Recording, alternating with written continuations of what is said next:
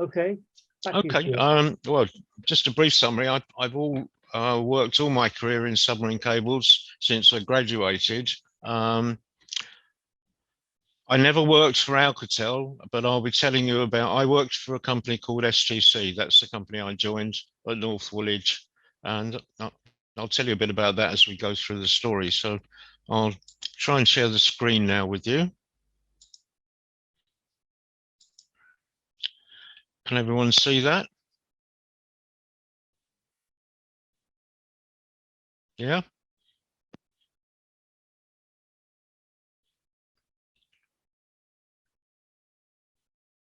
Can somebody tell me that they can see that? Yes, yes, we can. I can see it, Stuart. We can all see it. Okay. Right, let's begin at the beginning then. Okay, good evening, everybody. My talk this evening will be about submarine telecommunications cables.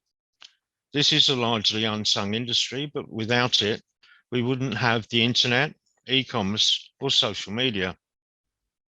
Like most utilities, very few people know or care how the internet operates. They just expect it to work and, of course, complain when it doesn't. A lot of people think it's carried over satellites, but nothing could be further from the truth. Today's cloud services only exist because of a global network of high-speed fiber optic submarine cables. The technology we enjoy today did not happen overnight. It was over 170 years in the making. And tonight I hope to show you how Greenwich and one family played a vital role in that history. The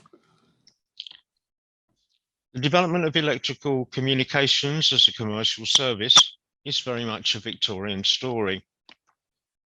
Alexandrina Victoria came to the throne on the death of her uncle, William IV, on the 20th of June, 1837.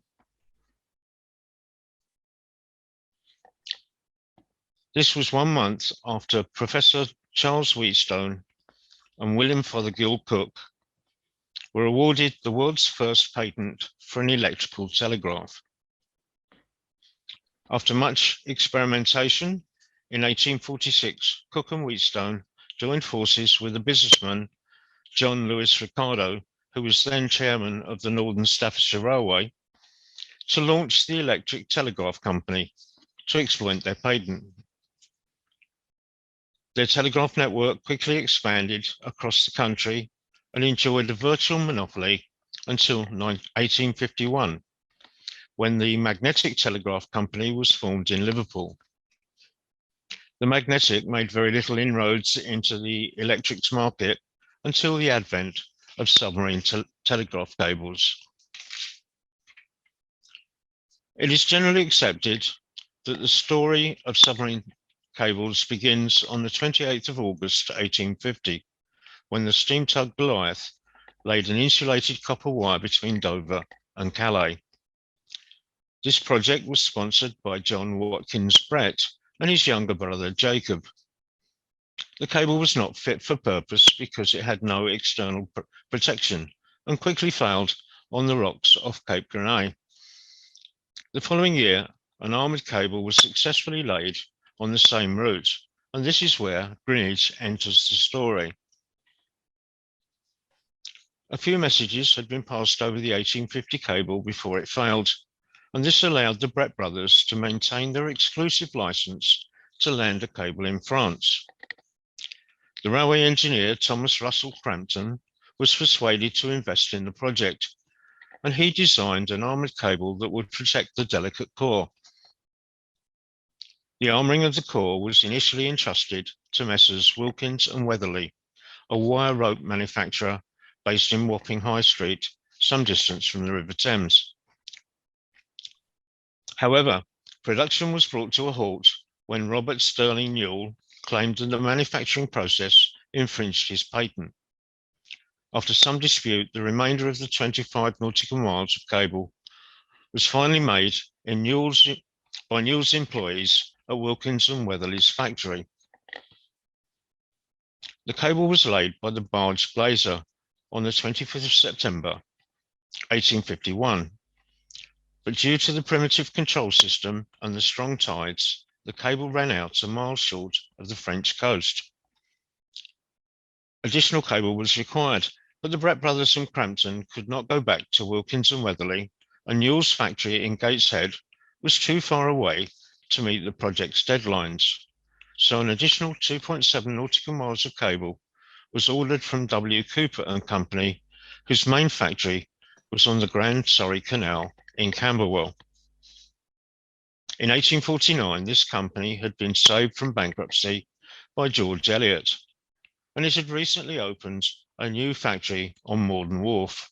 It is almost certain that this cable was armoured there. The additional cable was successfully laid by the tug Red Rover, and the land routes were completed shortly afterwards.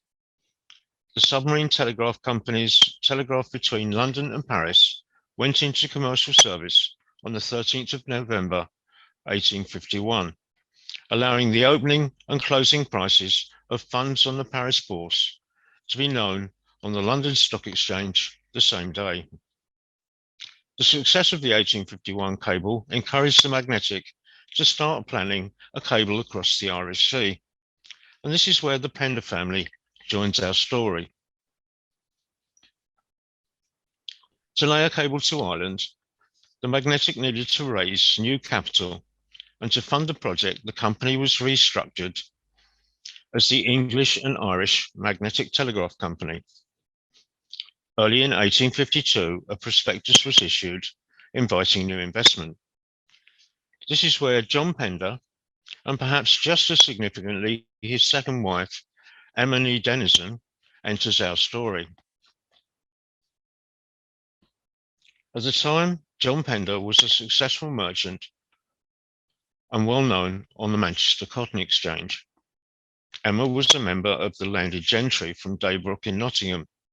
She was an heiress and an intelligent woman with considerable financial acumen, and more importantly, connections in the higher ranks of society.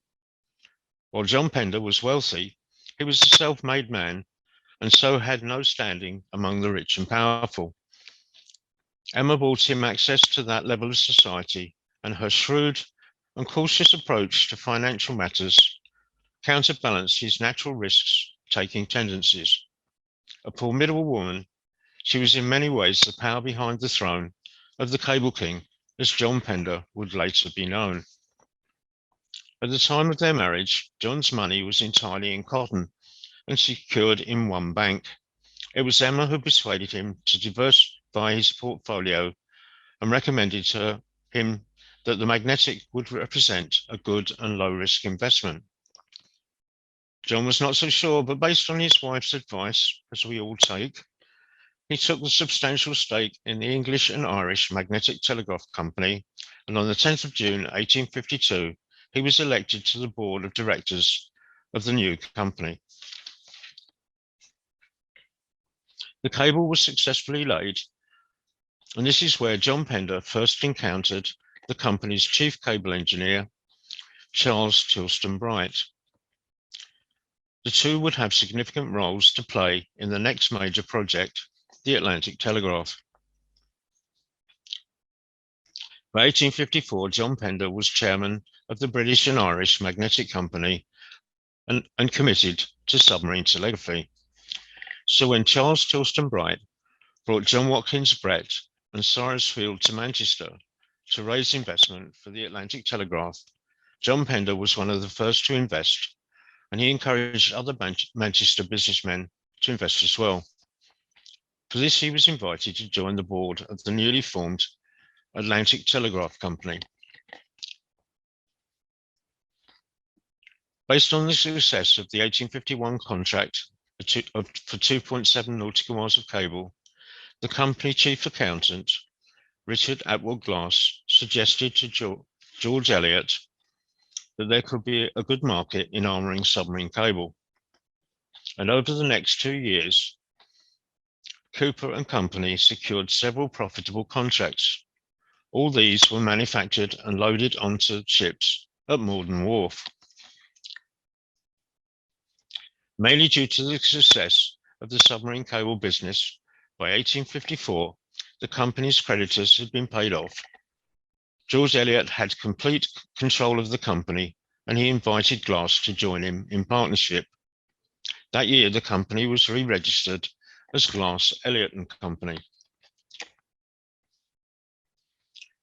The Atlantic Telegraph Company let 3 contracts. 2,500 nautical miles of insulated copper core were made by the Gutta Percha Company, and the armouring of the core was split between R.S. Newell and Company and Glass, Elliot and Co. Newell's factory in Gateshead was on the wrong side of the country, so a new factory was opened on the opposite coast in Liverpool.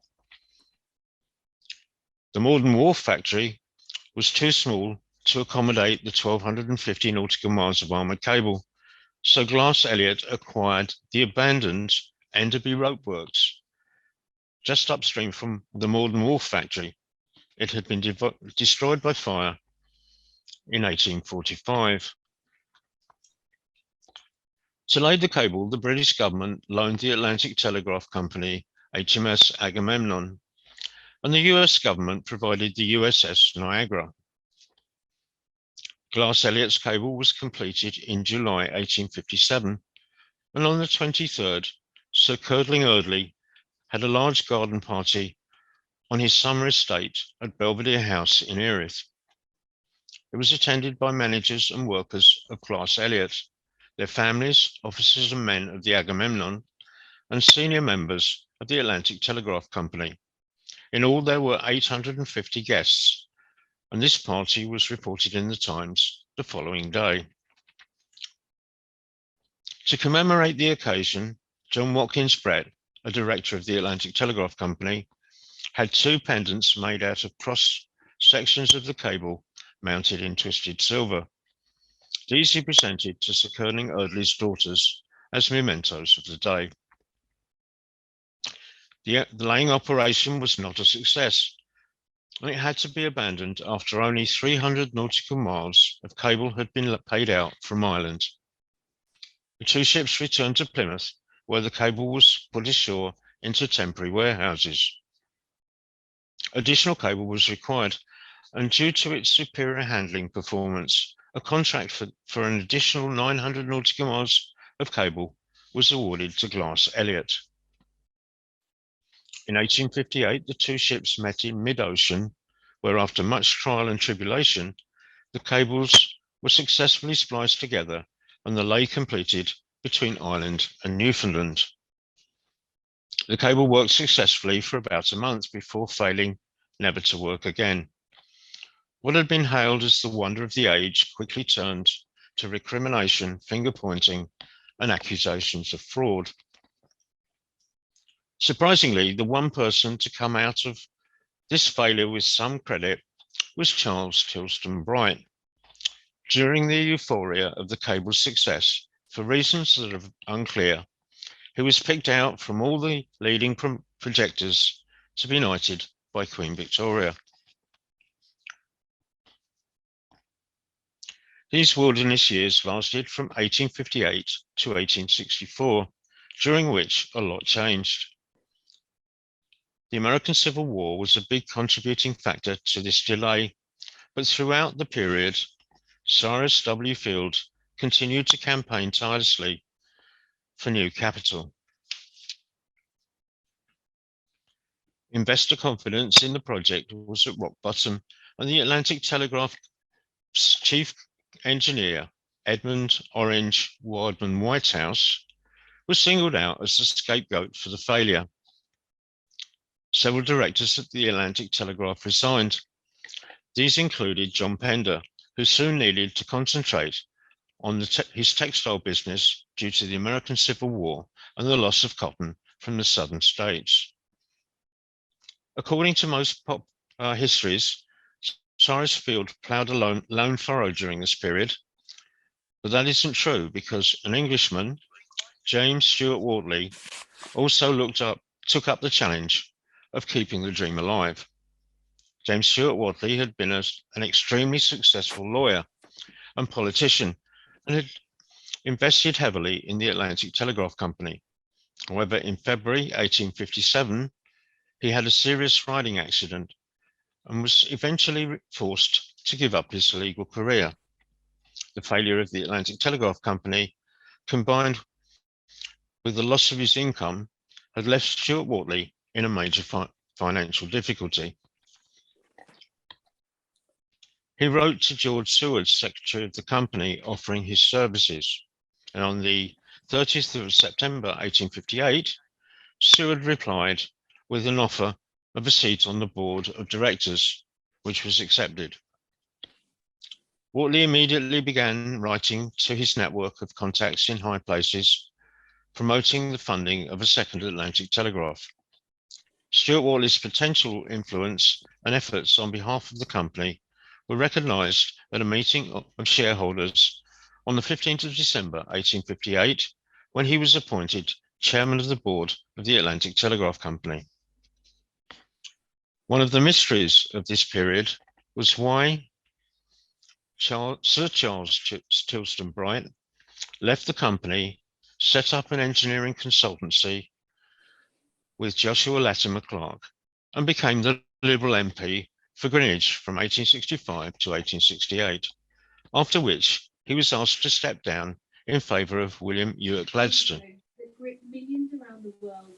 However, one letter in the recently discovered Stewart Wortley collection may explain this, because it indicates that Bright had been caught out fiddling his expenses.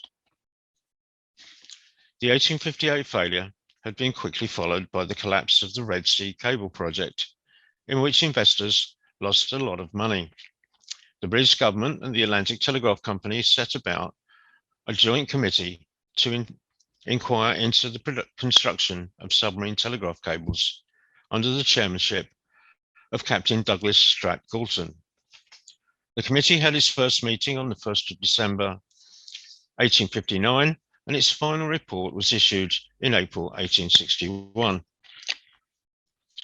In 1863, John Watkins Brett died, and John Pender replaced him as the leading British businessman linked to the Atlantic Telegraph. During the promotion of the second cable, Glass Elliott came up with several proposals which failed to gain investor support. It was Richard Atwood Glass who finally suggested that the only way the project could be achieved would be if one cable company was responsible for all aspects of the work. However, he recognized that he did not have the influence to make this happen. Cyrus Field took Glass's idea to John Pender, who was confident he could achieve it. In 1864, the Gutta Percha Company and Glass Elliott & Co. merged to form the Telegraph Construction and Maintenance Company, known as Telcon. All they needed was a ship capable of laying the cable in one go. The SS Great Eastern was designed by Isambard Kingdom Brunel, and it was built at the yard of John Scott Russell on the River Thames at Millwall on the Isle of Dogs. She was launched on the 31st of January 1858. Designed as a passenger ship for the Australia run, she never undertook that voyage and was a commercial failure. In early 1864, she was purchased by a consortium led by Daniel Gooch, including John Pender and Thomas Brassey. In April, Telcom was awarded a contract for a second Atlantic cable, and they chartered the Great Eastern. She was converted for cable working, and as part of this process, one of her 5 funnels was removed. She was too big to come back up the Thames to Greenwich to load the cable from the 3 factories at Enderby and Morden Wharves, plus W.T. Henley's at North Woolwich, where some of the cable was made under subcontract. The solution was to load 150 nautical mile sections of cable into hulks, then take them downriver to Sheerness, where the cable was transferred to the Great Eastern. On the 15th of July 1865, the Great Eastern raised her anchor and sailed from Sheerness to start the lay of the Atlantic Telegraph Part 2.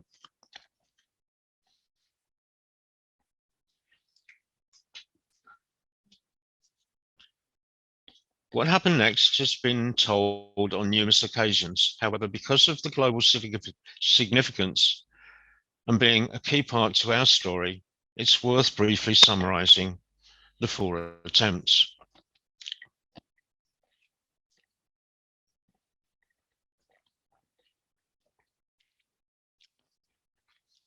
After 12 long years, the challenges were finally overcome and 2 Atlantic cables went into service. In recognition of this great achievement, Queen Victoria awarded decorations to 6 leading members of the project. Honours were granted to the following men. Lamson was Deputy Chairman of the Atlantic Telegraph Company and was also on the board of the Anglo-American Telegraph Company. Gooch was Chairman of the Great Eastern Steamship Company and a Director of Telcon. Anderson was Captain of the SS Great Eastern. Glass was Chairman of the Anglo-American Telegraph Company and Managing Director of Telcon. Canning was the Chief Engineer of Telcon. Field had been the driving force behind the project from the beginning. And although his contribution was recognised in the announcement, as an American citizen, he was ineligible for a British decoration. It has recently been revealed that a knighthood was also offered to James Stewart Wortley, but this Chairman of the Atlantic Telegraph Company, but this was declined.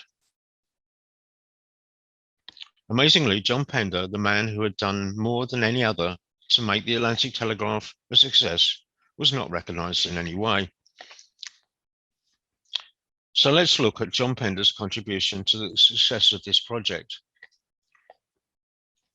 As already mentioned, John Pender was an early investor in the Atlantic Telegraph Company. However, he did not take an active part in the 1857 and 1858 attempts.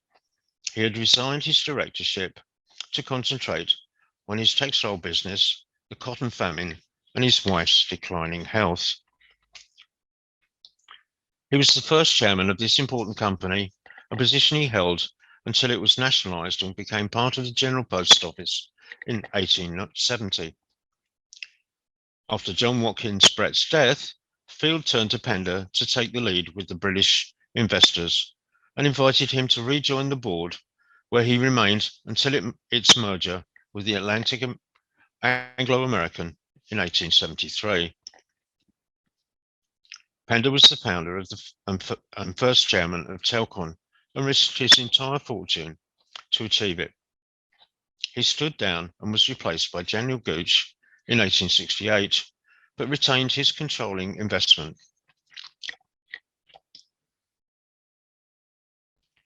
Pender was a major investor in this company and remained a board director until the ship was decommissioned in 1878.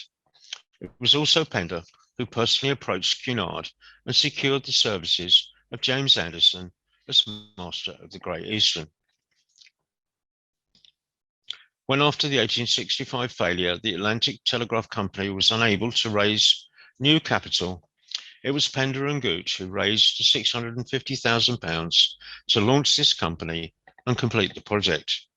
Both invested £10,000 and became board directors. When Atwood Glass retired due to ill health in March 1867, he was replaced by Charles Edward Stewart. Stewart died in the company's offices on the 9th of February 1868 and was replaced by John Pender as chairman, a position he held until his death. Despite this pivotal role in the ultimate success of the Atlantic Telegraph, he received no royal recognition. So why should this have been the case? Some historians have suggested it was because England had a conservative government at the time, and all the decorated men were conservatives, whereas Pender was a liberal. There may be some truth in this, but it was by no means the main reason. At that time, Pender was embroiled in a political scandal from which he was later exonerated. but that's a story for another time. In February 1868, on medical advice, Lord Derby stood down as Prime Minister and was replaced by the then Chancellor of the Exchequer, Benjamin Disraeli. The first piece of legislation that he tabled was the 1868 Telegraph Act. It enabled the Post Office to buy up all the private terrestrial telegraph companies and run them itself.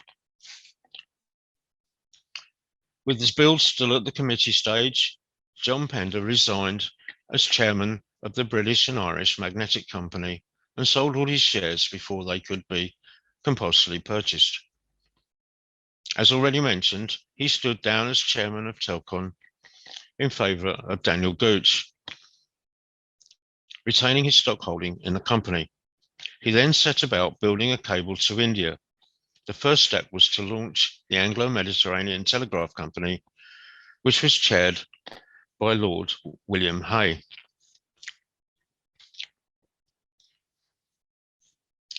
Pender's approach was to establish limited companies for each section of the route to mitigate the financial exposure. Anglo-Mediterranean controlled the route from the French border to Suez via Turin, Sicily, Malta, and Alexandria, with monopoly control over the route across Egypt. This was an excellent time to be in control of telegraph traffic between Egypt and Paris, as the Suez Canal was in its final phase of construction. British Indian installed the cable from Suez to Aden and on to Bombay. It was the first cable operating company of which Pender was the founding chairman. John Pender was frustrated that he could not negotiate an agreement with the French government for operating rights over their terrestrial telegraph. So in June 1869, he registered this company. It built and operated a cable from Malta to Cornwall via Gibraltar and Lisbon. The original landing site in the UK was meant to be Falmouth, but it was moved to Porthcurno due to concerns over damage to the cable by ship's anchors because of the high volume of traffic in the port. Although not part of the direct route, this company was launched to build a cable between Marseille, Bonnet in Algeria, and Malta. It was built at the request of the French government because Pender thought it would assist him in obtaining the landline concession. However, the concession was awarded to Philip Arthur Stanhope, who had only acquired it to sell it to the highest bidder. Pender blocked Stanhope's attempts to sell and finally purchased it from him in October 1876 at the cost of £100,000.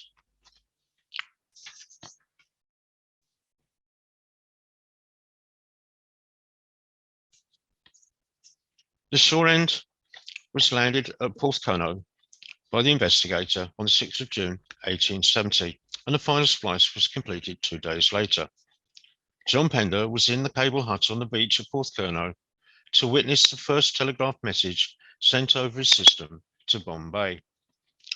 Both scenes were captured by the artist Robert Dudley, who presented them to Pender shortly afterwards. They remained among his most treasured possessions until his death.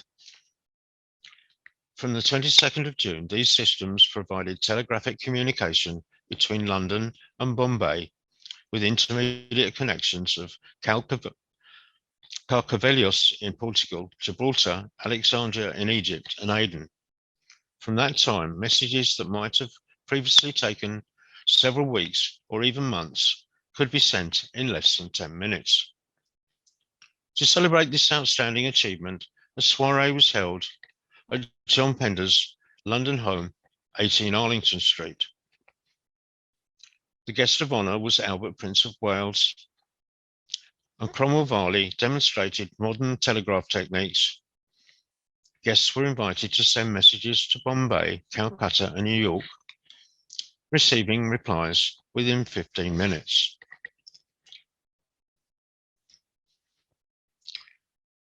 The Indian cable became known as the Red Sea Line, and it was built in collaboration with Daniel Gooch, with Telcom being awarded the main contract for each section Only where project timescales dictated did Telcom subcontract some of the manufacture to other cable manufacturers, like WT Henley or the India Rubber Gutta Percha and Telegraph Company in Silvertown. Once the system to India was operating successfully, on the 1st of June 1872, Pender merged the four companies to form the Eastern Telegraph Company. In parallel, Pender established three more companies: the British Indian Extension Company, the China Submarine Telegraph Company, and the British Australian Telegraph Company.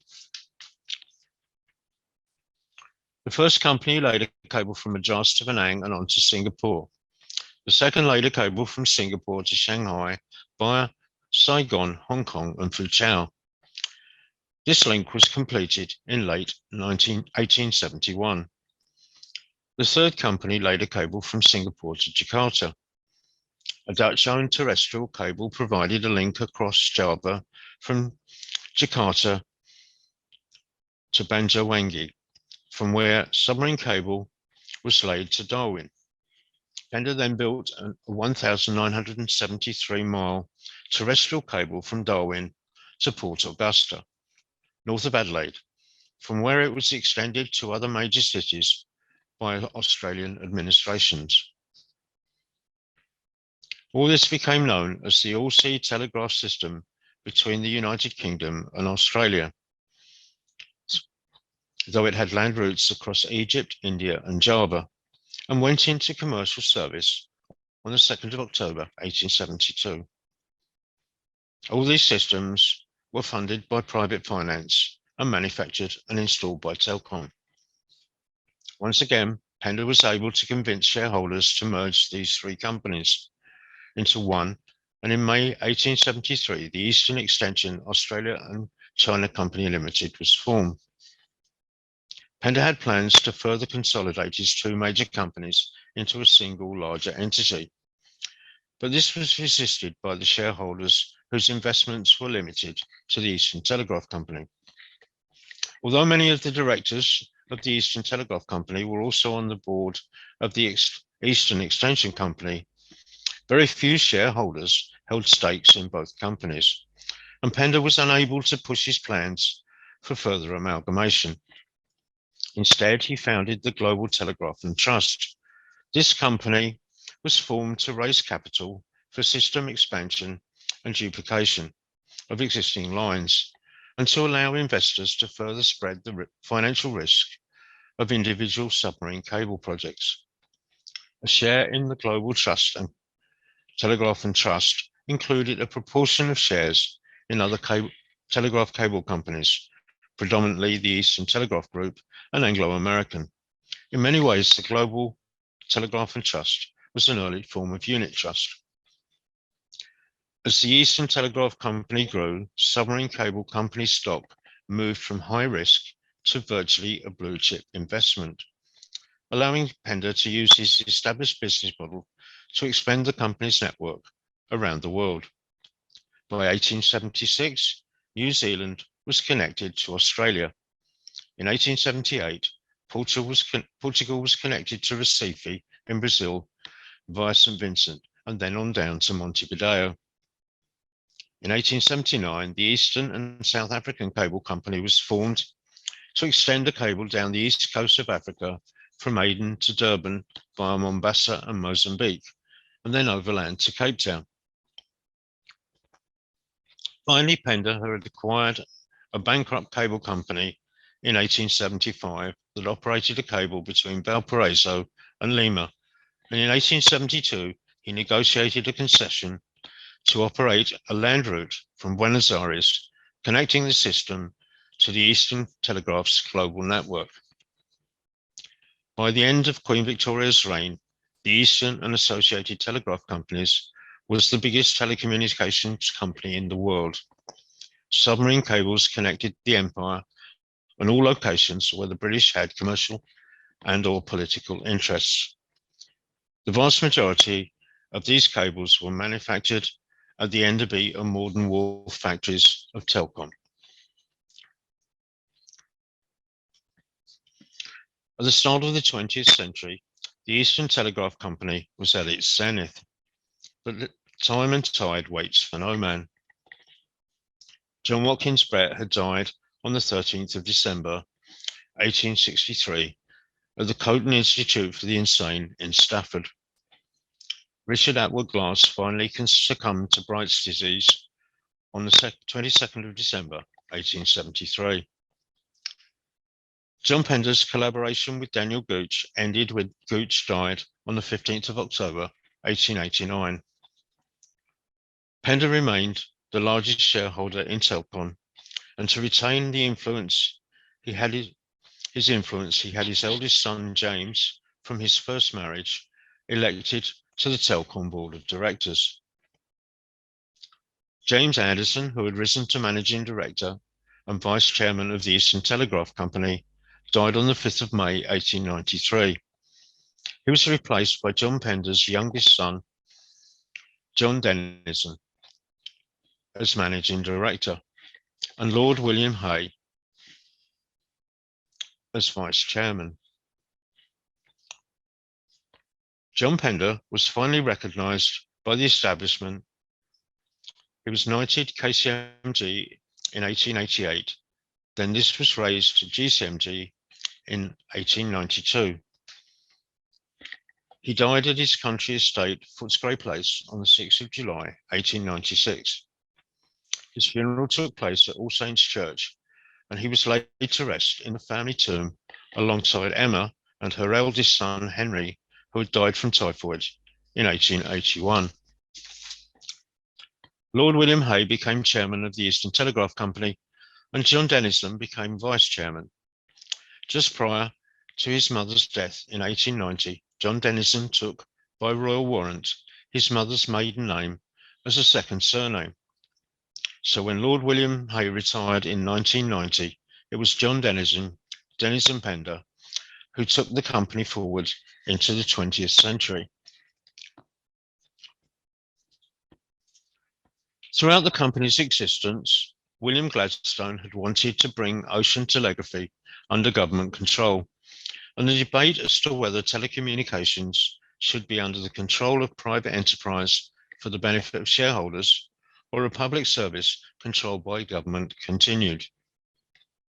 John Pender had staved off Gladstone's attempts, and although this ambition of government had not gone away, the company kept it at bay by, at its own expense, installing new cables to South Africa to improve communications for the Boer War, and similarly a year later in China for the Boxer Rebellion. However, competition was coming. On the 2nd of June, 1896, Guglielmo Giovanni Marconi applied for his British patent number 2039, improvements in transmitting electrical impulses and in apparatus therefore. Although it would take some years to develop the technology, the arrival of radio telegraphy would have a major impact on the future of the Eastern Telegraph Company. On the 17th of December 1902, Marconi made the first radio transmission across the Atlantic from Poldhu in Cornwall to Signal Hill in Newfoundland. Although further development was required, this achievement clearly represented potential major competition to oceanic telegraphy and a significant reduction in the Eastern Telegraph's revenue. However, the directors of the company were no longer the Victorian pioneers, and they were not able or prepared to accept the significance of this technological advancement. Although John Dennison Pender foresaw the risk and recognized the opportunity of collaborating with Marconi, it would appear from extensive research of the family archive that he did not have his father's charisma or the same level of loyalty from the fellow directors. He was unable to convince them, so they rejected the idea of working with Marconi. Anglo-American used its exclusive license for telecommunications in Newfoundland to force Marconi to dismantle his radio equipment there. This was the moment that Britain lost the leadership it could have had in radio transmission to the USA. It became cable versus wireless instead of cable and wireless, as Dennis and Pender had wanted. In July 1897, Marconi had formed the Telegraph and Signals Company to exploit his patent, but the British government would not allow him to provide services in the UK. They had to be offered under license to the post office. However, it did not prevent him from putting the equipment on ships.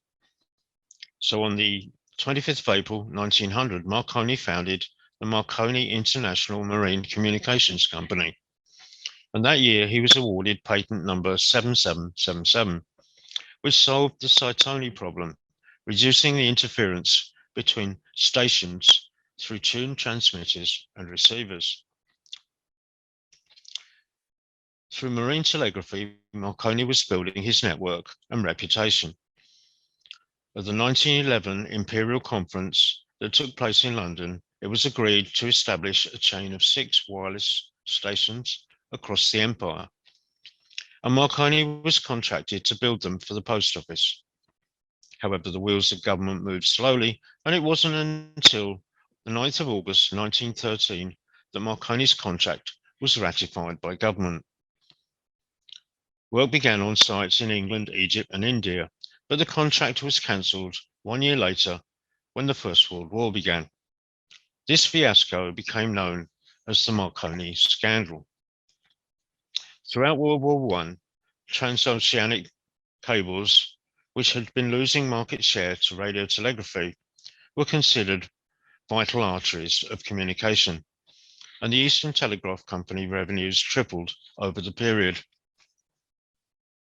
In 1900, William Hay had been replaced as chairman by Sir John Wolfe Barry.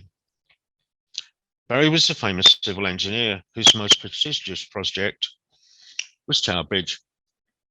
He had joined the Eastern Telegraph Company at the end of his career and was very much a figurehead, leaving the day-to-day running of the business to John Denison Pender, who replaced him as chairman in 1917. In the 1920 New Year's Honours List, John Denison was created Knight Grand Cross of the Most Excellent Order of the British Empire. This award was given in recognition of the company's services to the Empire during World War I. In May the following year, John Denison's half-brother James Pender died without issue, and in order to maintain the family influence, John Denison's youngest son, Major Henry Denison Pender, was appointed to the board of directors of Telcon.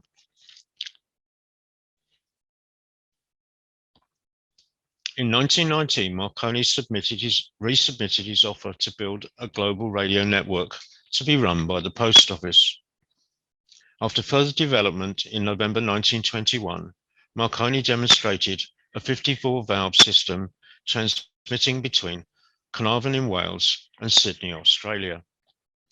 The revenue from the war had masked the fact that the Eastern Telegraph companies were quickly losing market share, but this respite allowed them to hold an opulent fete in the Royal Botanical Gardens in London to celebrate the company's Golden Jubilee. It took place in July 1922, and a new global map was produced for the occasion. But as is often the case, when a company begins to celebrate its history, its demise follows shortly afterwards. At the beginning of 1923, Marconi demonstrated shortwave signals could be successfully transmitted over a range of 2,230 miles. And on the 30th of May, 1924, Marconi made a telephone call from England to Australia. In 1926, Marconi systems operated by the post office provided a radio telegraph service across the Atlantic. And on the 7th of February 1927, Marconi established the first radio telephone link across the Atlantic. Despite technical improvements, the Eastern Telegraph Company could not compete, and at the end of 1927, John Dennison appealed to the government, led by Stanley Baldwin, to save the company from total collapse. The government owned the shortwave beam systems operated by the post office, and they invited Eastern to a series of meetings to which no representatives of Marconi were invited. As usual, the government prevaricated, so John Dennison took matters into his own hands and invited Andrew Weir, Lord Iverforth, the chairman of Marconi's wireless telegraph, to a private dinner. The two men negotiated and agreed a merger to be implemented only if the government handed over control of their beam radio network. The die was cast and the merger proceeded through the laborious process of government committees. John Dennison had saved his family's company from collapse, but he did not live to enjoy his success as he died at home on the 6th of March, 1929. Just 1 month later, on the 8th of April, the shares of the Eastern companies and Marconi's Telegraph were transferred to a new holding company, Cable and Wireless Limited, and a new operating company, Imperial and International Communications, was set up. Despite Marconi Telegraph entering the negotiations with a very strong hand, it was Eastern who came out of the merger better. John Dennison's eldest son, John Cuthbert Dennison Pender, was appointed joint managing director of both Cable and Wireless and Imperial and International Communications. With the formation of the Imperial and International, the world entered the Great Depression, which would last to the outbreak of the Second World War. The merger included a government-appointed advisory committee, so the directors had their hands tied to some extent. Nevertheless, they embarked on a program of rationalization. On the 3rd of May, 1932, John Cuthbert was appointed chairman of Imperial and International. And 12 months later, his eldest son, John Jocelyn, was appointed joint managing director with Edward Wilshaw, who had joined the company in 1898 as an apprentice. On the 24th of May, 1934, the shareholders agreed to change the company name. Imperial International became Cable and Wireless Limited, and Cable and Wireless became Cable and Wireless Holdings. In 1935, Hitler repudiated the Versailles Treaty and Mussolini invaded Abyssinia. Under these threats to peace, the government advisory committee's role became more one of master than watchdog, and this caused a schism in the board of directors. Two groups appeared, one led by John Cuthbert and the other by Wilshaw. Meanwhile, the Depression and the rise of radio was having a major impact on the manufacture of submarine cables. Telcon's only major competitor was Siemens Brothers, that had been making submarine cables at their Woolwich factory since 1863. Because of the massive reduced market, the two companies agreed in 1936 to merge their submarine cable divisions to form a new company, Submarine Cables Limited, with its base at Telcon's Enderby Wharf site. By Easter 1936, the government was running out of patience with the feuding directors. Importantly, John Cuthbert's attitude and lifestyle did not sit well with the government, so he was called to the Treasury and told that the government would no longer support him as chairman. On the 24th of June, John Cuthbert stood down as chairman of Cable and Wireless, but remained on the board of directors, retaining his position as governor and joint managing director of Cable and Wireless Holdings. He was replaced by Edward Wilshaw. On the 12th of July, 1937, John Cuthbert was elevated to the peerage and created the first Baron Pender of Porthcurno.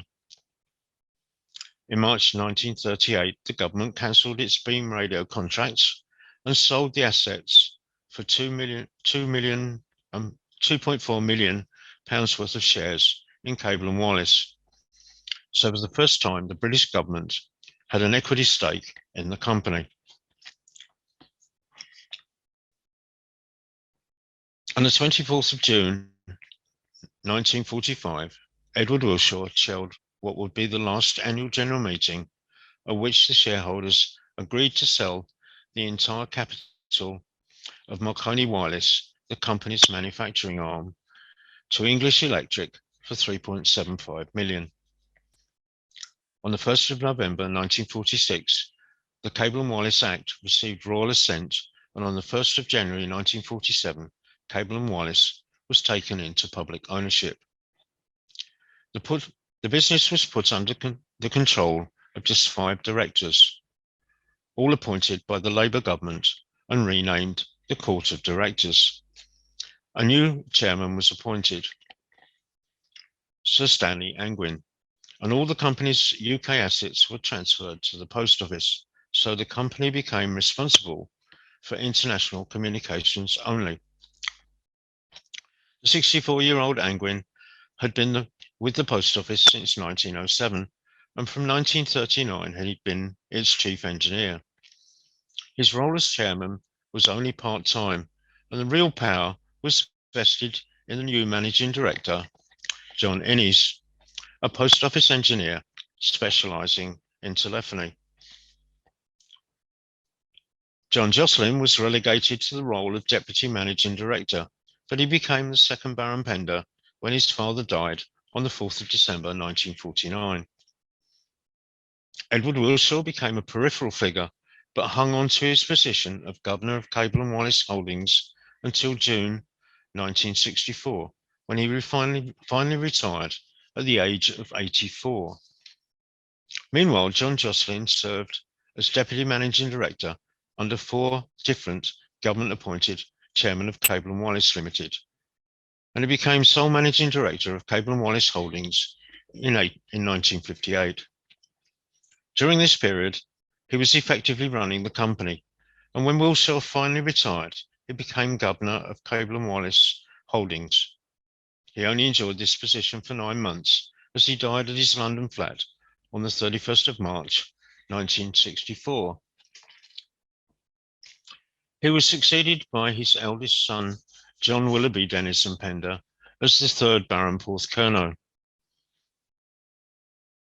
He had joined Cable and Wireless Holdings in 1956, and in 1960 he was appointed to the board of directors. However, successive governments made sure that a 5th Pender would not rise to the top of the operating company, and when Cable and Wireless was reprivatised by the Thatcher government in November 1981, he left the company, and for the rest of his working life, he concentrated on his stockbroking career in the City of London and his duty in the House of Lords. In 1943, an amplifier using thermionic valves was successfully inserted in an existing telegraph system between Anglesey and Port Erin, upgrading it for telephony. So after the Second World War, development of submarine telephone cables began in earnest. Polyethylene, developed by ICI in 1933, became available for commercial businesses, and the development of a viable coaxial submarine cable became a possibility. SCL developed their first coaxial cable in 1947. It was laid between the UK and Germany and contained an improved amplifier. By the beginning of the 1950s, a transatlantic telephone cable was being planned. This cable was called TAP1, and it contained flexible unidirectional amplifiers made in the USA. Because of this, 2 cables were required to make a 2-way system. Most of the cable was manufactured at SCL, and to produce the necessary volume, a new cable factory was opened in Erith. TAP1 went into service in 1956, and this was quickly followed by TAP2 it was made to the same design and went into service in 1959. On the 7th of February 1959, Telcon merged with BICC, and Henry Denison Pender retired from the board of Telcon and Submarine Cables. This ended the 100 years association of the Pender family with Greenwich and submarine cable manufacture. In the late 1950s, a new British manufacturer entered the submarine cables industry, Standard Telephones and Cables, or STC. It had its main facility at North Woolwich, next to the old W.T. Henry's factory, and they built a new cable factory at Southampton.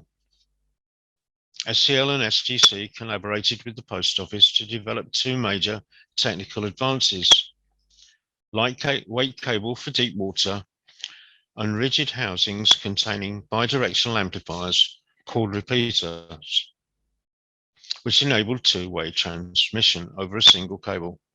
Both of these technological breakthroughs are ubiquitous in modern fibre optic submarine systems. Based on the development of these ideas, Cable and Wireless set about building a global submarine telephone network. The manufacturing contracts were awarded to SCL and STC, and most of the cable was manufactured at Greenwich. This network, known as the Commonwealth Cables, comprised three transoceanic cables: Cantat across the Atlantic in service in 1961, Compact across the Pacific in service in 1963, and Seacom interconnecting the Far East. It went into service in 1967. STC acquired SCL in 1970, closing the North Woolwich factory site and gradually transferring cable manufacture to the Southampton factory. The last cable to be made at Greenwich was for a 14 megahertz coaxial system laid by the John W. Mackay between Port Moresby and Cairns. Once the system was laid, the ship was retired, then moored on the Enderby Wharf Dolphins until the mid-1980s. In 1994, STC Submarine Systems was acquired by Alcatel Alstrom, and the company became Alcatel Submarine Networks. Although the river frontage of the site was sold off in 2008, ASN, now owned by Nokia, still operates at the back of the old site, accessed from Telegraph Way. When the Eastern Telegraph Company was formed, the London headquarters was established at the Palmerston Buildings in Bishopsgate. As the company grew, the HQ moved to 66 Old Broad Street, where Telcon already had its HQ at number 38. The Eastern Telegraph Building was called Winchester House, and in 1883, John Pender and Daniel Gooch agreed to pull the building down and erect a more suitable office that the two companies could share. So from 1885, Telcon and the Eastern Telegraph Company shared the new Winchester House. In 1902, the Eastern Telegraph Company moved to its own building, Electra House in Moorgate. Despite the need to cut costs during the Depression, a new HQ was built from the newly formed Cable and Wireless on Victoria Embankment. Lacking in imagination, it was called New Electra House and was officially opened by John Cuthbert's wife, Irene, on the 11th of May, 1933. New Electra House contained a specially designed room where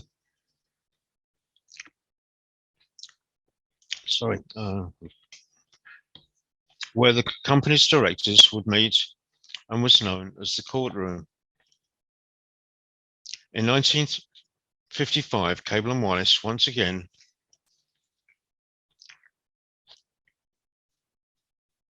moved its HQ to a new building, Mercury House in Theobald's Road.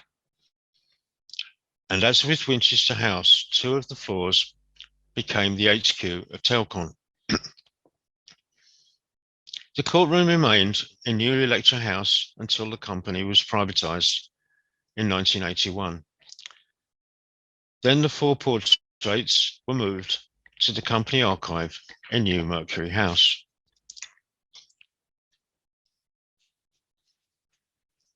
While Greenwich remains at the forefront of the submarine cable industry through Alcatel Submarine Networks, the same cannot be said for the Pender family. The public know very little about this unsung industry, and even less about the 4 generations of a family that led the way in global telecommunications for over 100 years. The Penders have, however, left behind a legacy through some high-quality portraits.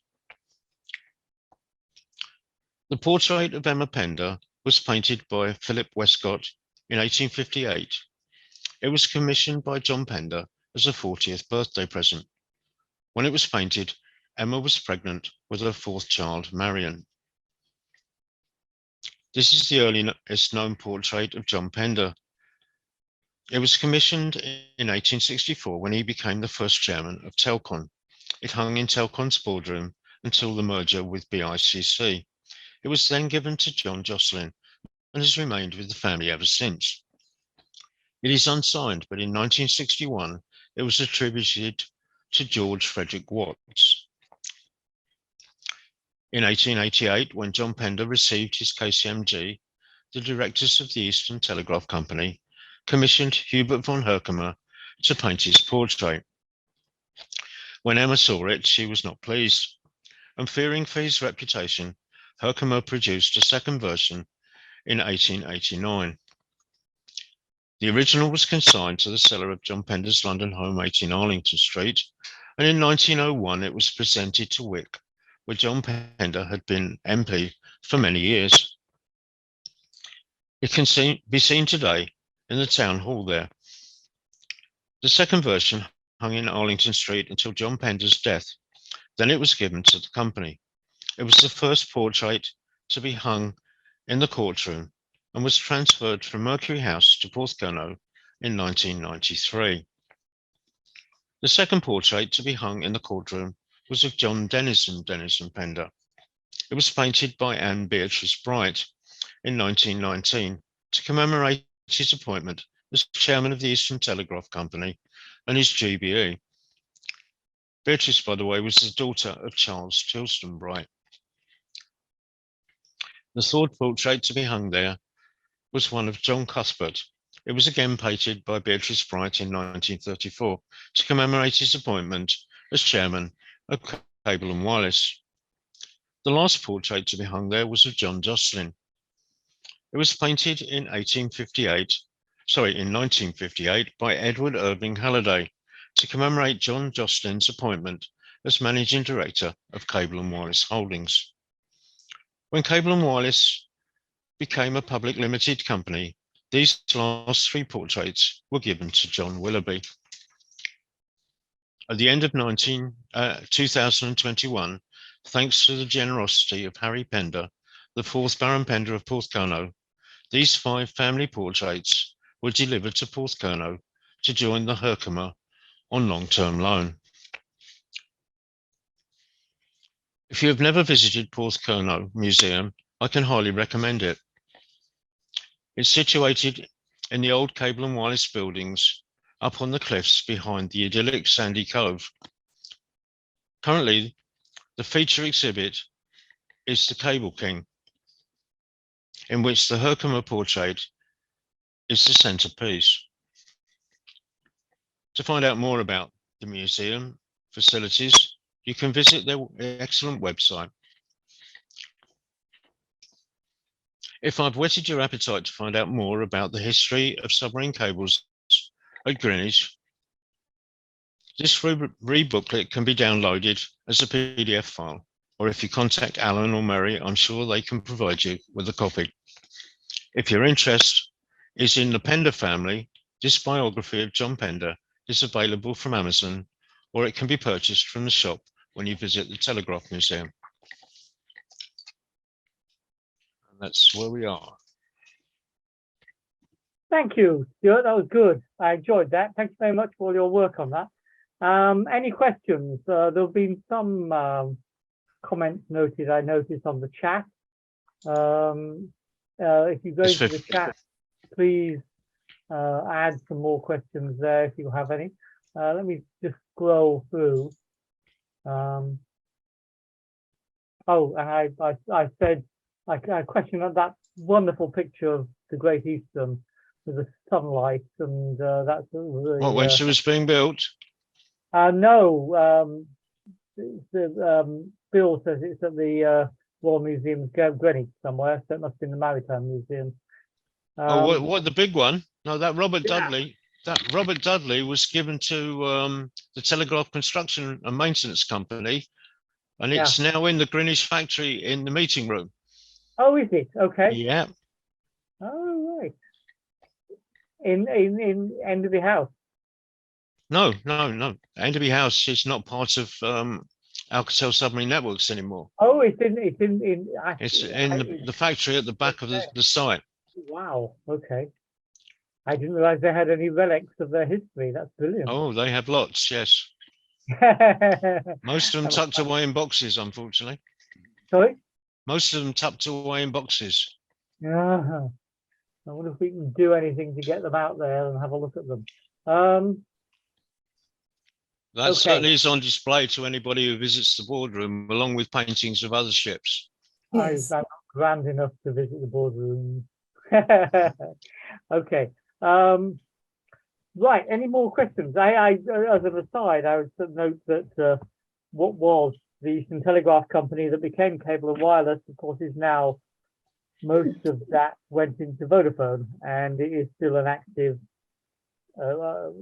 Everybody knows it as a mobile phone company. It also operates an extensive subsea cable network, and indeed today. I did a story last week for Capacity Magazine.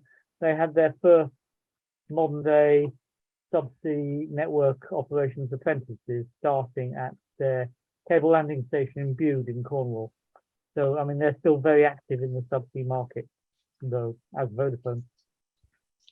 Yep. That Cable and Wireless was split into two parts: Cable and Wireless Communications and Cable and Wireless Worldwide. Cable and Wireless Worldwide still exists, but as you say, Cable and Wireless Communications, the submarine cable part of it, was sold to Vodafone, and they operate it. Yeah, Yes. exactly. But I think that was getting too complicated to, and it would have taken another half an hour to explain. Most of the rest of it became cable TV operators in the Caribbean and one or two other places around the old Commonwealth. Why? I've got a question. Why did the Penders, even when Cable and Wireless was a state-owned company post Second World War, why did the Penders keep a management role in the company? It seems slightly odd that you've got a state-owned company, you've got the old family still in power. Well, I think you've got to remember that they were running the company for so long that Somebody's just started screen sharing. Can you? And it's not one of the presenters. It's not me. Can you stop it, please? Somebody who's showing more than meetings with AOL Mail. Can you stop screen sharing, please? There's Peter Finch at the top. You're viewing Peter Finch's screen. Yeah. Okay. Thank you very much. Thanks. Yeah. Well, why is it? You know, it just seems slightly corrupt. I wouldn't want to say that, but it just seems odd that the old family was still in power. Well, they were very influential at the top of the company, and they knew where all the bodies were. So remember that the one person who didn't know everything never really rose to anything high in the operating company, and I think that's part of it. When John Jocelyn died, I think it's difficult to surmise, but I think there was a definite plan on behalf of the government to sideline the Pender family, and John Willoughby was, and I met him and spoke to him quite a lot before I knew any of this history, and I wouldn't say he was a bitter man, but he felt he was badly done by. Right. Okay. Chair, Alan, may I say something? I've got my hand up. Yes, It's go on, Helen. Thank you. I just wanted to say a couple of things. About 10 days ago, I actually went to Porthcurno because I've worked with Stewart on Morden Wharf. You know, I could not believe what a fantastic museum it actually is. You know, and I love going into the World War II bunker. You know, no one knew what they were up to there, but they were up to a lot. And I think about 6 weeks ago, I don't know if you've seen it yet, Stuart, but the GCHQ have got an exhibition there. So they're now saying what they're doing. And unfortunately, I should have removed my chamber backdrop, but one of my chamber strategic partners are Alcatel Submarine Networks. And I want to try and get them together because Vodafone are there. Biggest supported down there, but I was in St Ives and we went to Porthcurno. But seriously, I would just make a visit to Cornwall just to go to Porthcurno. Yes, I've never been around the museum, Helen. Unbelievable. Yeah. But what I can do, Alan, I can have a word because I've been in the new buildings in, you know, ASN have, and their boardroom, all their fantastic pictures. So maybe we can get something in a real life environment. We could actually go there for a chat. Oh, Who knows? Yeah. I'm volunteering. Thanks. Okay, thank you. I look forward to hearing more. Okay. Any more questions or comments? Give me your views, Stuart. You talked about nationalisation, and it goes way back into the 19th century when the telegraph companies were nationalised, and there's just been to and fro between public and private ever since. Well, it was the terrestrial only that Disraeli privatised, and I think some of the reason why Gladstone wanted, because they split it.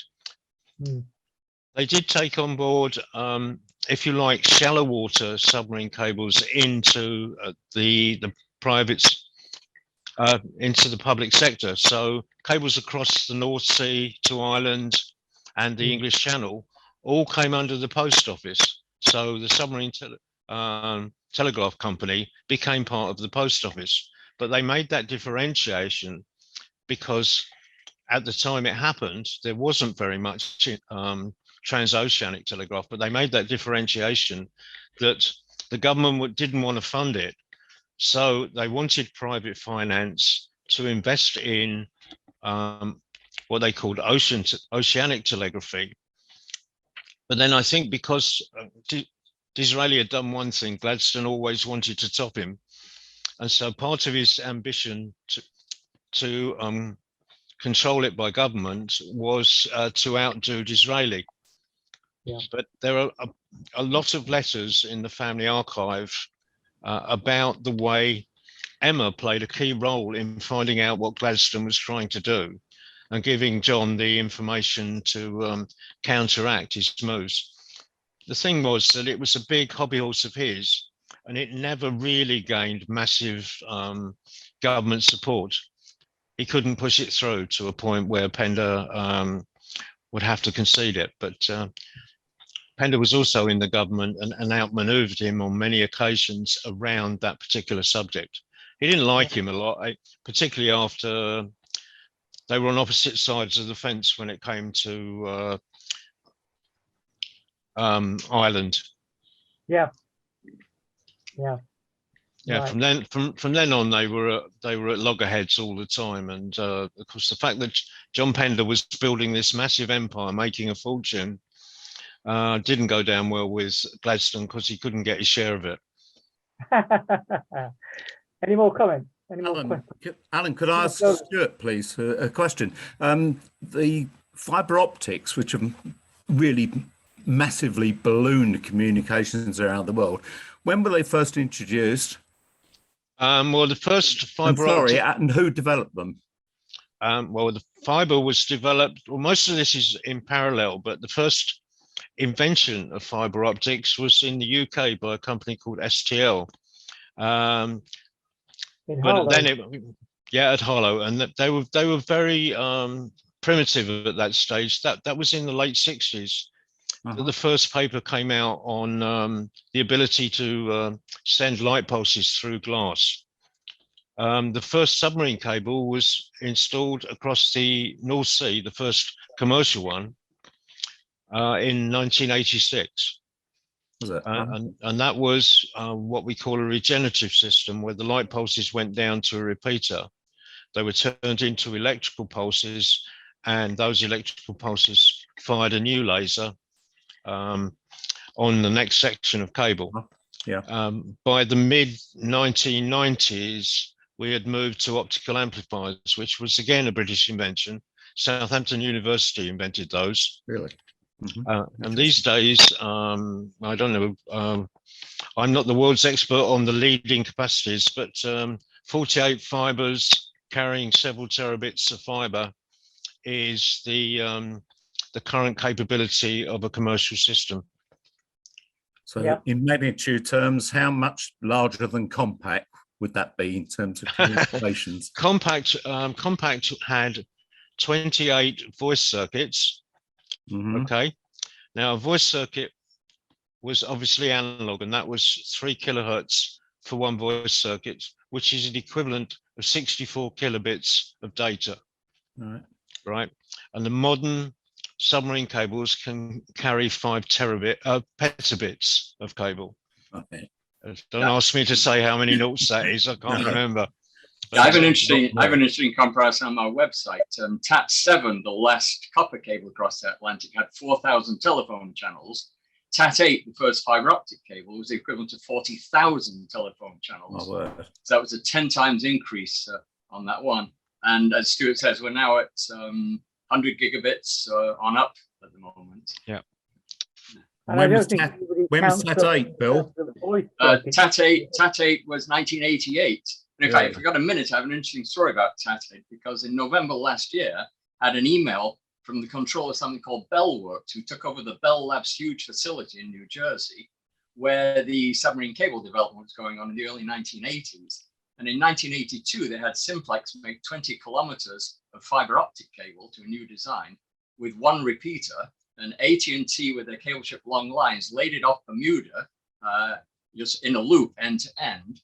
And they tested the laying, they tested the transmission capability, and then they hauled the cable up and put it in the basement in New Jersey, where it remained ever since. And when AT&T was disassembled, Bell Labs was sold off, eventually became part of Nokia, who own it now, I think. And the building was surplus, and this company took it over to convert it into mixed use. And I had an email from the controller who said, we have the 1982 SL cable in the basement. Would you like to come and take a look at it? Which I did. And they cut off some sections for me. And that was the test cable for what became TAT8 6 years later, which was the first commercial service transatlantic telephone cable. And Stewart knows, from there he's been involved, and it's just taken off, by thousands and thousands, multiple times of the capacity. What's about 99.5%, Stewart, of all traffic's on fiber right now? I think so, yeah. I think we put that in context. TAT8 was a collaboration. At that time, virtually all international telecommunications was in the hands of government-owned entities. The USA had it under AT&T, but slightly different. And what happened with TAT8 was it was a collaboration of 3 major countries, and there was a set of things called the JOST committees, which was the joint optic committees to look at developing repeaters, cable, etc., etc. And TAT8 was from the US to a branching unit 700 miles off the coast here on this side, made by AT&T Submarine Systems. From the UK out to that branching unit, it was made by STC Submarine Systems. And from the French coast out to that branching unit, it was made by Alcatel Submarine Networks. So it was a collaboration. incidentally, you mentioned sea trials. As an incidental story, once the British Post Office and the cable companies started collaborating, all their deep water sea trials were done in a place called Loch Fyne, which, as you know, Bill, is where John Pender had his Scottish estate at Minard Castle, overlooking the area where they did their sea trials. Yeah, 100 years before, yeah. Yeah. But in 1981, STC did the first fibre optic submarine cable sea trial in Loch Fyne, deploying a length of cable and a repeater. And as far as I know, it's still down there. And they test for hydrogen ingress on regular basis. Interesting. We have a question. Helen, would you like to ask your question? Yes, what I'd actually like, it's not exactly a question, it's just what I was fascinated with when I worked with Stewart on Morden Wharf. We were saying it was 95% of the internet was underwater. And then when I went to, down to Porthcurno, they had 97. But Gareth Perry, the chair of trustees down there, took me around. He said it's 98. So I suggested he just got a little pot of white paint and moved 7 to an 8. So it's official. It's 98%. So obviously the other 2% is elsewhere. Is it up aloft? Well, I think the problem. A lot of it's down outside our houses and up our streets. And well, I think you got to. 98% is official. Yeah, I think you've got to remember it's statistics, and as more and more cables go in with more and more capacity, then they will be a bigger percentage of the overall. Yeah. So when you put a 3 terabit cable in across the Atlantic, then that boosts the fibre optic traffic without the traffic on other mediums changing very much, because they can't get much more down there. But again, I'm going to say, please, everyone, next summer or in the winter, trot off to go to PK, as they call it. Okay, Elizabeth, you've got a question. Yes, I wanted to ask Stuart and Bill whether anybody's been doing any more work on gutta percha works, which of course was essential in the early stages. I'm really so intrigued that there was a gutta percha works on Crooms Hill, which was bombed in the First World War in 1917. And I imagine that there are a lot around, presumably outstations helping the cable production. I think one of the things with gutta percha that not many people know is that, unlike rubber, when you harvest the gutta percha, you destroy the tree. You can't bleed it off as you do with latex. And Telcon had their own estate in Malaya, which provided them with, and a number of the company's employees were sent out there to manage it and that sort of thing. And they ran that until the introduction of polyethylene, which obviously was cheaper to produce and didn't need the same sort of thing. But I would think when Malaya became independent, that changed things as well. So I don't think there's any real role for gutta percha these days, but it would have been very, very important pre-1933. And of course, when ICI discovered it, the government put it under wraps, and it was only used for military usage throughout the war. And it was only after the war that it came off the Official Secrets Act, and ICI was able to sell it. And gutta percha has 2 uses today. Very timely, in the Second World War, gutta percha would not be available because it was in Malaysia, which was occupied. Yeah, there are 2 uses for gutta percha today. One of them is for root canals. The dentists use it to buy little what they call gutta percha points. I used to have one, Bill. Yeah. Okay, because it's thermoplastic at a fairly low temperature. You can warm it up and mold it, and then it sets semi-solid. And the other one is people that work on reed organs, and they use Chatterton's compound, which is mostly gutta percha, to stick on the reeds to tune them. And there's apparently no better compound for it, again, because of the thermoplastic nature of it. And so the organ repairers use it, but only the reed organs, not pipe organs, but the reed organs, we have a vibrating reed. You tune the frequency by melting a little bit of gutta percha onto it. Great. It's 9 o'clock. Any more questions? Maybe one last question, if anybody's got one. Or maybe Mary, you'd like to say something to close? If you're still with us, Mary, I can't see your name. Any more questions? No, okay. In that case, Stewart, thank you very much indeed. Thanks for an excellent evening. I've really enjoyed it. Thank you for reminding of us how important Greenwich is to the technology that we're working with tonight, playing with tonight. Well, I think the thing about Greenwich is most people are aware of something to do with submarine cables, but I don't think many people know that it started in 1851 at Morden Wharf. Yeah. And I bet next month, when the company I work for runs Capacity Europe, which is a big telecoms exhibition and conference actually held at the Intercontinental Hotel next to the O2, I bet nobody there, except for me, will know that they're only 10 minutes walk away from the birthplace of the industry. Absolutely. Sorry, can I just ask, Alan, can I just ask Stuart, you mentioned Enderby House was, there was stuff in there. Is it possible to visit it? Enderby House is now a public house. It's been converted by Young's. They've refurbished reasonably well the Pentagon room, which used to be the meeting room for directors of Telcon. Of course, it started with the family. Yeah. But all the archive material from there presumably has been moved down to Porthcurno, does it? No, a lot of the library and such like.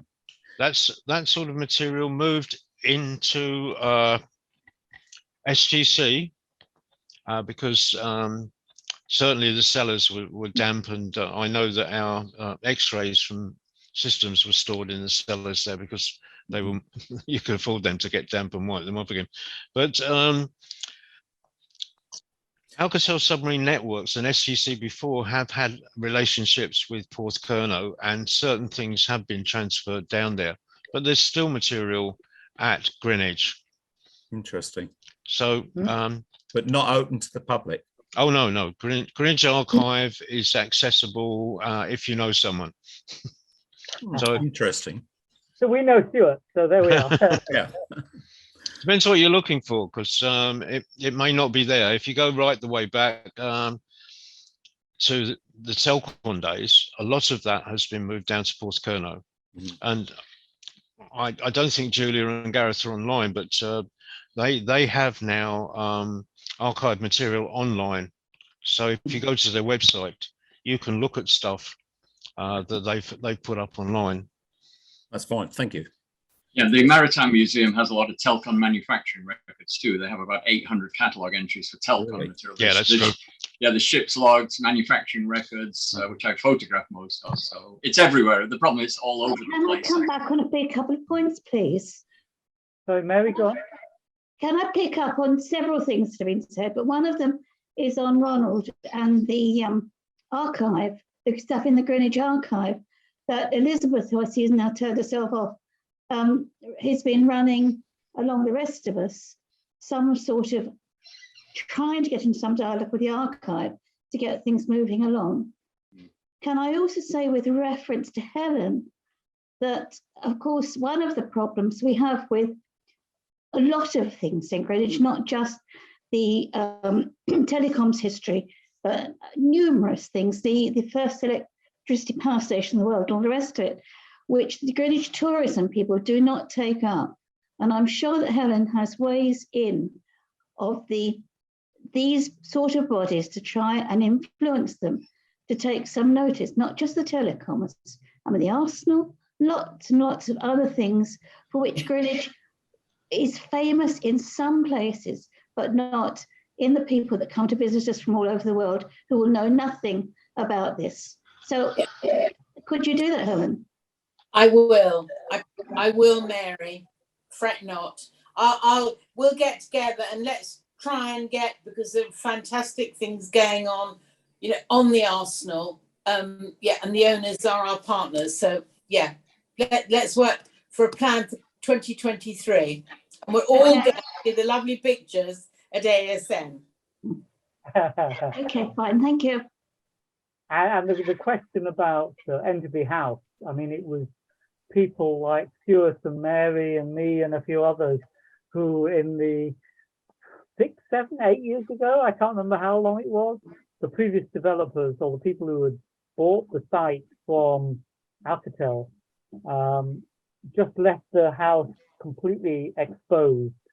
And if they weren't careful, and I'm not going to say anything libelous, if they weren't careful, somebody would come along with a match box of small testers in the middle of a Saturday night, and by Monday morning it would all have burnt down, and there would be fortuitously some extra space to develop. Fortunately, we made such a stink and you know, showed pictures around of the state of this that they very quickly then put a around it all so that it was less susceptible to arson and vandalism. Oh, And now we see there's a pub there which looks to be thriving. That's why we wrote the 2 booklets, one of which I showed you at the end of my talk. That's about submarine cables. We also wrote about the Enderby family as well. So those are both downloadable from site, and they can be accessed from Bill's site if other locations aren't available. So people they can still read about it. I put the link in the chat before it goes away if anybody wants to take it. It would be very good if we could get more of an input into the pub. I mean, the pub landlord, I understand, it started knowing nothing about the history of the house. I think it was just another place, and that we need to continually, you know, get them to aware of what this is about, because they don't know. The other thing, of course, is the sculpture ley lines, which is sitting there on the riverbank, not really maintained, although, I mean, I'm certainly having another go at that at the moment. But it would be so good if we could get it in with the line, if people know what the line is, and the sculptures, which are all on the Night Dragon site, which get regular, you know, showings. I mean, you know, people write, you know, guides to them, all sorts of things. And ley lines just gets left out because it's not on the peninsula, which is, of course, the Night Dragon's bit of publicity. So, I mean, that again is something else we should be talking out all the time. And Mary, can I just say, there's a lot going on, because to use QR codes as, you know, ley lines, it's the link, because COVID's delayed it, and now, you know, new leadership, it's sort of kicking off. So there'll be a walk from basically the peninsula or Woolwich, you go around the corner into Greenwich. So let's chat on that. Can you keep me in touch with that? I will, Mary. Because we have a saga about an a gasworks memorial, which has never been built because there's a whole saga about it. There's other things as well, which I think get ignored because they're not on what is perceived as the best proper tourist trail. Let's get together. Yeah. Okay, I'll very happily work with you, Helen, as well. So thank you, Ellen. Okay, well, it's now 9:10. We've been going for an hour and 3/4 and a bit more. Thank you very much indeed. Thank you, Stewart. No more questions have come through, but that was a really good chat. So I will say good night to everybody, and thank you for a fascinating. Oh, Paul Noakes has just put his hand up. Paul, unmute yourself and go. Unless you did it accidentally. You on mute, Paul? No. Okay. Bye bye then. Thank you very much indeed. Bye from New York. Good to see everyone. Cheers, Stuart. Thank you, Stuart. Take care, Bill. In touch. Bye. Bye. Bye. Bye.